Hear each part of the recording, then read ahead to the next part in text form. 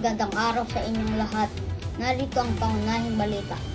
Libo-libong miyembro ng Iglesia ni Cristo, mga opisyal ng Maynila Police District at lokal na pamahalaan ng Maynila ang naging bahagi ng isinagawang rally sa Liwasang Bonifacio, Ermita, Maynila.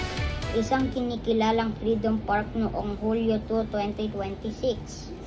Maagang nagtipon ang mga kalahok sa Liwasang Bonifacio at nagsagawa ng mapayapang programa na may talumpati at panawagan. Ayon sa organizer, layunin ng rally sa ipahayag ang suporta kay Senador Rodante Marcoleta habang kinakaharap niya ang planong magsasampa sa kanyang plantel. Nagpapatupad naman ang seguridad ang Manila Police District yung maparatili ang kaayusan habang isinagagawa ang pagtipon. Ako po si Eden Del Valle, nag-uulat.